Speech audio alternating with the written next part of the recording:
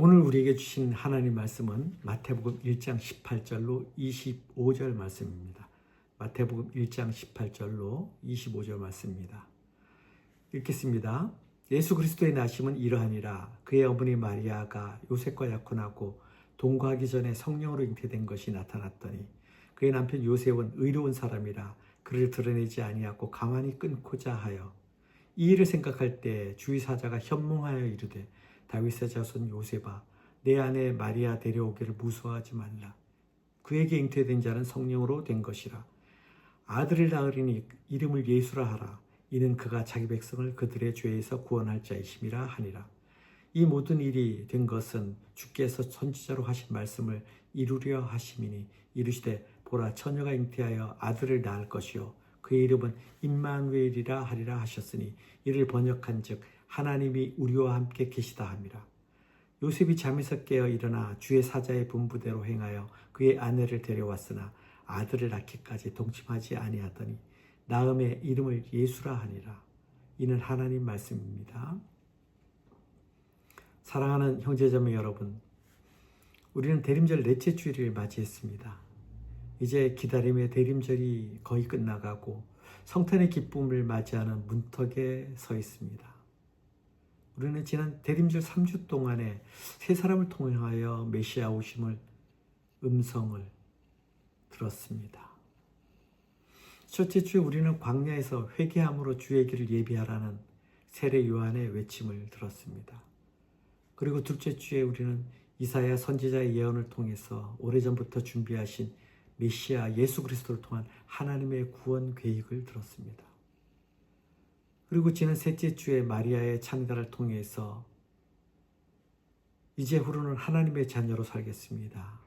이제후로는 두려움과 걱정이 아니라 하나님 안에서 기쁨으로 살겠습니다. 이제후로는 하나님의 능력의 팔을 신뢰함으로 의와 사랑으로 살겠습니다.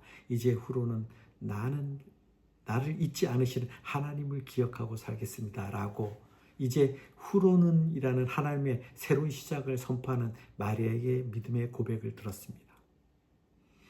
그리고 오늘 넷째 주 우리는 한 사람을 더 만나게 됩니다. 성경에 직접적인 고백이 거의 없지만 결정적인 순종으로 하나님의 구원을 현실 속으로 받아들인 사람, 바로 요셉입니다. 그래서 첫 번째 대지는 요셉이 마주한 현실의 위기입니다. 마태복음 1장은 매우 현실적인 위기에서 시작합니다. 요셉에게 있어 마리아의 잉태의 소식은 여러분들이 아시다시피 결코 은혜로운 그리고 기쁜 이야기가 소식이 아니었습니다. 그에게는 수치, 혼란, 상처, 충격 그 자체였습니다. 유대 전통에서 약혼을 하면 가늠과 같은 특별한 이유가 없는 한 파기할 수 없고 법률적으로 결혼하는 것과 같은 효력을 갖습니다. 그리고 그 약혼 기간은 대개 1년 정도이며 그 후 정식으로 결혼하고 나서 동거할 수 있었습니다. 당시 마리아와 요셉은 약혼은 했으나 결혼을 하지 않았기 때문에 동거하지 않은 상태였습니다. 19절에 그의 남편 요셉은 의로운 사람이며 그를 드러내지 아니하고 가만히 끊고자 하여라고 말씀합니다.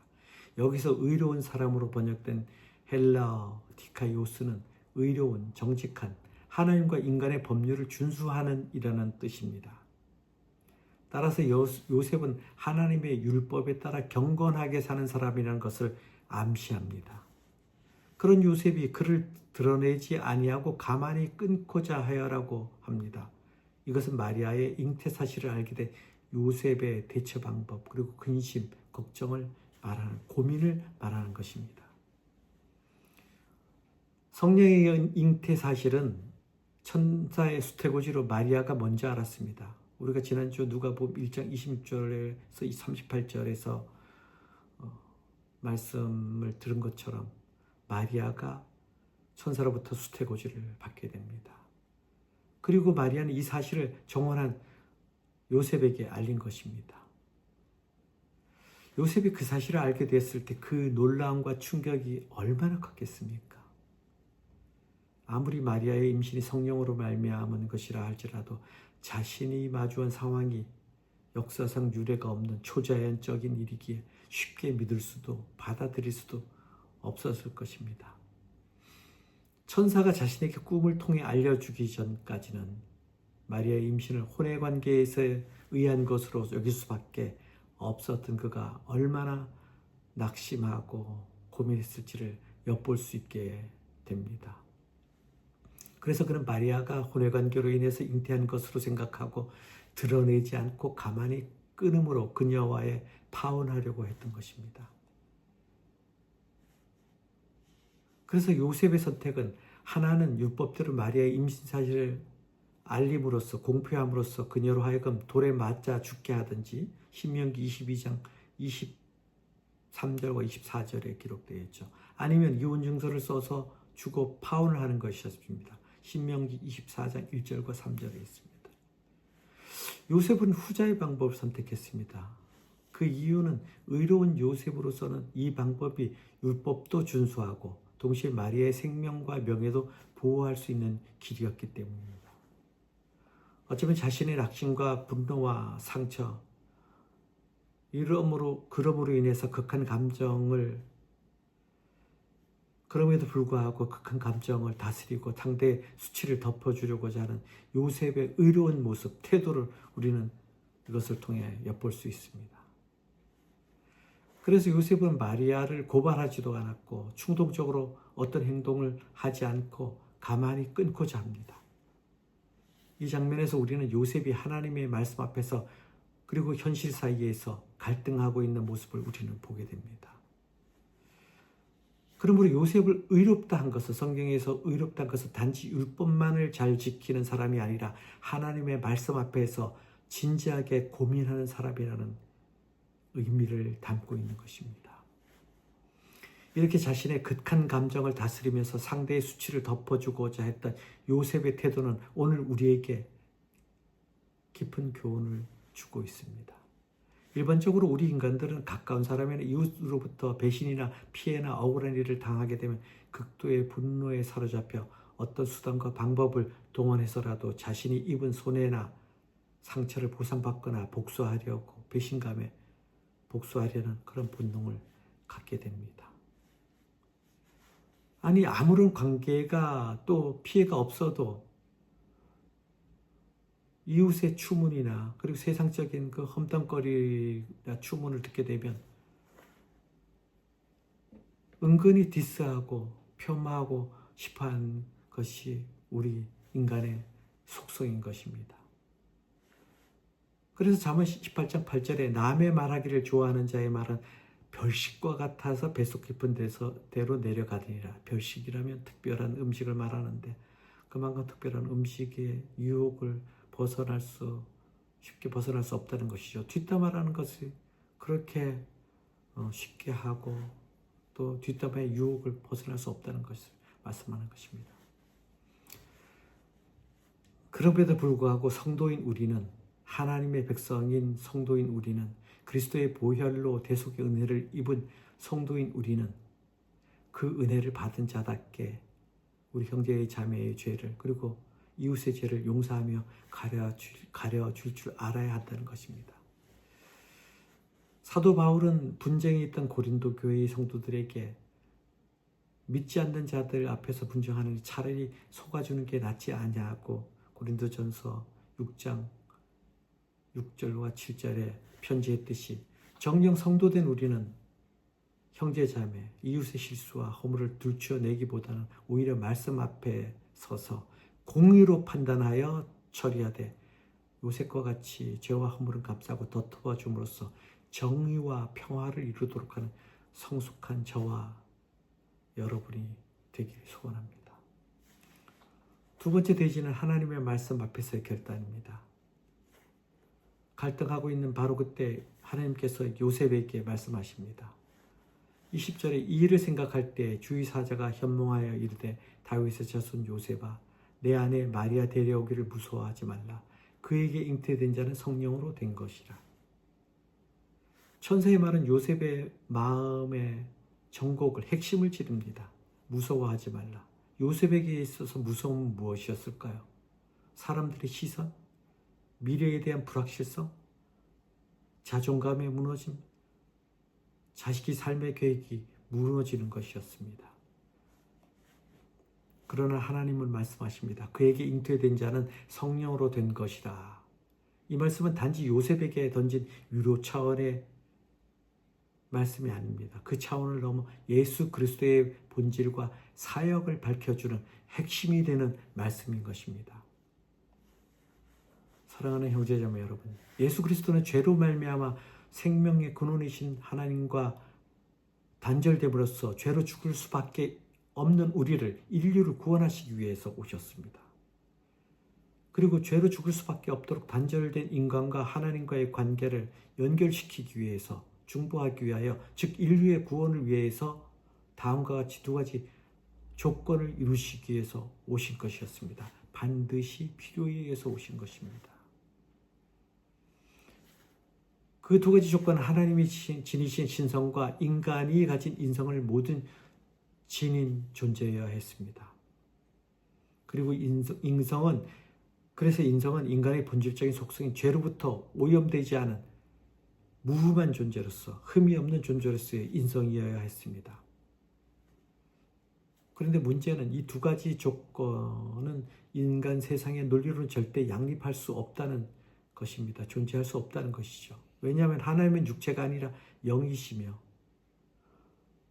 반대로 인간은 죄를 지는 육체적 존재로서 거룩하신 하나님을 뵙는 순간 죽을 수밖에 없는 존재였기 때문입니다.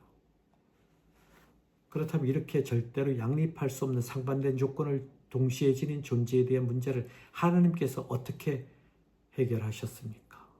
그렇습니다. 하나님께서는 그리스도를 요셉의 정혼자인 마리아를 통해 태어나도록 하심으로써 다윗의 후손으로서 정통성과 인성을 지닌 존재가 되게 하셨습니다. 그리고 동시에 동정녀 마리아로 하여금 성령으로 잉태케 하심으로 그리스도를 인간의 원죄와는 무관한 거룩한 신성을 가진 존재로 태어나게 하신 것입니다. 하나님께서는 이렇게 인성과 신성을 동시에 지니신 무흠한 흠이 없는 그리스도로 하여금 인간을 위한 대속 제물이 되게 하심으로 인류에 대한 완전한 구속 사역을 성취하신 것입니다. 사랑하는 형제자매 여러분, 사도행전 4장 12절에 다른 이로서는 구원을 받을 수 없나니 천하 사람 중에 구원을 받을 만한 다른 이름을 우리에게 주시니 없음이라 하였다라고 성경은 말씀합니다. 성경은 예수 그리스도께서 이 땅에 오신 이유를 분명하게 선포하고 있습니다. 예수 그리스도 외에는 구원을 받을 만한 다른 이름이 우리에게 주신 일이 없다고 선포하고 있습니다. 따라서 이제 요셉 앞에는 선택이 놓입니다. 자기의 이해와 상식을 붙들 것인가, 아니면 하나님의 말씀을 붙들 것인가입니다. 그래서 요셉은 하나님의 말씀 앞에 순종합니다. 요셉은 모든 것을 다 이해해서 순종한 것이 아닙니다. 그는 말씀을 신뢰했기 때문에 순종했습니다. 요한복음 14장 6절에 예수께서 이르시되 내가 곧 길이요 진리요 생명이니 나로 말미암지 않고는 아버지께로 올 자가 없느니라. 그렇습니다. 저와 여러분은 본절 말씀을 통해 요셉과 같이 하나님의 말씀 앞에 그리스도의 구원의 진리를 깨달음으로써 삶 가운데 어떠한 혼란과 고난 속에서도 결코 방향을 잃지 않고 순종함으로 하나님 나라를 향해 달려가는 요셉과 같은 믿음의 경주자 되길 소원합니다. 21절에 주의 사자는 요셉에게 장차 마리아에게서 태어날 아기의 이름을 예수라 하라고 하였습니다. 여기서 예수란 여호와가 구원하신다라는 의미로서 히브리어 여호수아 혹은 예수아로 발음하는데 헬라어로 예수가 되는 것입니다. 그래서 세 번째 메시지는 인간의 본질적인 문제, 죄로부터의 구원입니다. 천사는 계속해서 이는 그가 자기 백성을 그들의 죄에서 구원할 자이심이라고 말합니다. 즉 예수라는 이름으로 오실 메시아는 바로 자기 백성을 그들의 죄에서 구원하는 일을 하시는 분이라는 것입니다. 그렇다면 인류 구원을 위해 오실 메시아가 빈곤이나 질병, 가난, 전쟁 등으로부터 자기 백성을 구원할 자가 아니고 어찌하여 그들의 죄에서 자기 백성을 구원할 자로 오신다고 말씀하는 것일까요? 여러분, 그것은 바로 인간의 죄야말로 인류가 고통당하고 있는 모든 문제의 뿌리이고 근원이기 때문입니다. 즉 인간이 당하고 있는 고통의 모든 문제는 바로 인간의 범죄로 인해 하나님과의 관계로부터 단절되었기 때문에 발생한 문제라는 것입니다. 그래서 주님은 지엽적인 여러 문제, 질병이나 가난이나 전쟁이나 이런 고통에서의 문제가 아닌 바로 그 모든 문제의 뿌리, 근원인 죄의 문제를 해결하기 위해서 이 땅에 오신 것입니다. 참으로 하나님과 인간의 관계를 가로막고 있는 죄의 문제를 해결하지 않고는 모든 문제의 근원적인 해결이 절대 불가능하다는 것입니다.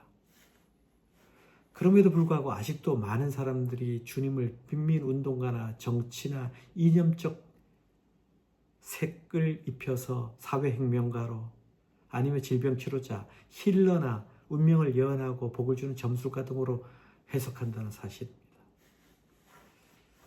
여러분, 우리는 본절을 통해서 메시아로 오신 주님이 무슨 목적으로, 어떤 목적으로 오셨는가를 분명히 알아야 합니다.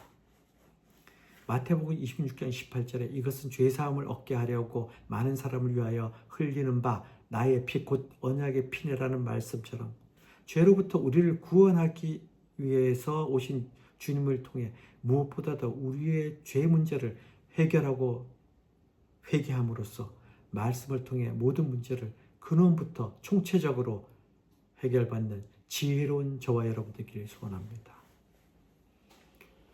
네 번째 메시지는 임마누엘, 약속의 완성입니다. 천사는 이 모든 일이 일어난 이유를 분명히 하게 말합니다. 여기서 임마누엘이란 하나님이 우리와 함께 계시다라는 뜻이고, 이사야서 7장 14절에 예언한 대로, 이사야가 예언한 대로 예수님의 또 다른 이름입니다. 그러니까 하나님께서 이 땅에 보내신 메시아의 이름은 자기 백성을 그들의 죄에서 구원할 자, 곧 예수라는 이름과 하나님이 우리와 함께 계시다라는 임마누엘 두 개인 것입니다. 그렇다면 이렇게 메시아가 지닌 두 개의 이름인 예수와 임마누엘 사이에는 어떤 관계가 있고, 또 특별히 임마누엘의 이름이 왜 그토록 중요한 것일까요? 하나님께서 하나님과 인간 사이를 갈라놓은 장벽인 죄를 제거하여 자기 백성을 그들의 죄에서 구원하시기 위해 구원자로 예수를 보내셨습니다. 그리고 그 예수께서는 임마누엘의 하나님으로서 우리와 함께 하심으로써 우리의 고통과 모든 문제를 체휼하시고, 즉 직접 겪으시고 긍휼히 여기시고 공감하심으로써 친히 우리의 죄짐을 짊어지시고 십자가에 촉죄하심으로써 우리로 하여금 하나님과 더불어 영원한 영광과 축복에 참여할 수 있는 길을 마련해 주신 것입니다. 그러므로 하나님의 독생자이신 예수 그리스도야말로 하나님께서 우리에게 주실 수 있는 최고의 선물이며, 임마누엘이야말로 하나님께서 우리에게 베푸실 수 있는 최고의 축복인 것입니다. 성도인 우리에게 소망이 무엇이냐고 물어보면 모두들 천국에 가는 것이라고 대답할 것입니다. 그리고 그 이유를 또 물으면 그곳은 하나님이 계신 곳이라고 말씀하실 것입니다. 그리고 그곳은 하나님이 계신 곳이기에 가장 행복한 곳이라고 대답할 것입니다. 맞는 말입니다. 그러나 여러분, 천국에 하나님이 계신 것이 아니라 하나님이 계시기 때문에 천국인 것입니다. 그리고 하나님께서는 이미 임마누엘을 예수를 통해서 우리와 함께 계시기를 원하신다는 것입니다. 즉 하나님은 예수 그리스도를 통해 천국의 축복을 주시기를 원하시는 것입니다. 그러므로 여러분은 세상 사람들처럼 부귀영화와 같은 복을 구할 것이 아니라 무엇보다 복의 근원인 예수 그리스도와 함께 하기를, 그리고 예수 그리스도를 소유하기를 구하시기를 바랍니다. 이사야서 41장 10절에 두려워하지 말라, 내가 너와 함께함이라. 놀라지 말라, 나는 내 하나님이 됨이라. 내가 너를 굳세게 하리라. 참으로 너를 도와주리라. 참으로 나의 의로운 오른손으로 너를 붙들리라. 그렇습니다. 예수 그리스도를 통해 임하시는 임마누엘, 곧 하나님이 함께 하시는 축복을 누리시길 바랍니다. 그리하면 임마누엘, 하나님이 함께 하심으로 하나님이 계시는 그곳, 곧 천국의 평화와 축복을 이 땅에서도 맛보고 누리게 될 것입니다. 마지막 다섯 번째 메시지는 말씀 앞에서 순종함, 임마누엘의 길입니다. 이사야의 예언이 마리아의 순종을 통해서 시작되고 요셉의 결단을 통해 이 땅에서 완성됩니다. 요셉은 예수님의 생물학적 아버지는 아니었지만 말씀 앞에 순종함으로써 메시아의 길을 지켜낸 사람이었습니다. 24절에 요셉은 잠에서 깬 후에 마리아를 데려옵니다. 이러한 요셉의 행동은 참으로 어려운 결단이었습니다. 철저하게 율법을 지키던 당시 유대 사회에서 결혼도 하기 전에 처녀가 임신했다면 얼마나 심각한 일이었겠습니까? 그런데 요셉의 순종함은, 그의 수고는 여기서 끝나지 않았습니다. 25절을 보면 그는 아들을 낳기까지 동침하지 않았다고 합니다. 이것은 메시아의 출생은 더럽히지 않으려는 요셉의 신앙적 행동이 더했음을 알 수 있습니다. 그리고 그는 헤롯의 음모를 피하여 애굽으로 목숨을 건 도피를 했고, 헤롯이 죽은 후에도 안전을 위해 고향과 먼 갈릴리 지역에서 살아야만 했습니다. 저와 여러분은 과연 마리아와 요셉 그리고 사도 바울이 겪었던 그러한 고난을 겪을 각오가 되어 있습니까? 그래서 주님과 복음을 위해서라면 어떤 희생과 수고도 감수할 믿음의 결단이 있습니까? 여러분, 오늘 본문이 증거하듯이 예수 그리스도는 우리와 같은 인성을 지니신 분이시되 동시에 성령으로 잉태되신 죄와 흠이 없으신 분입니다.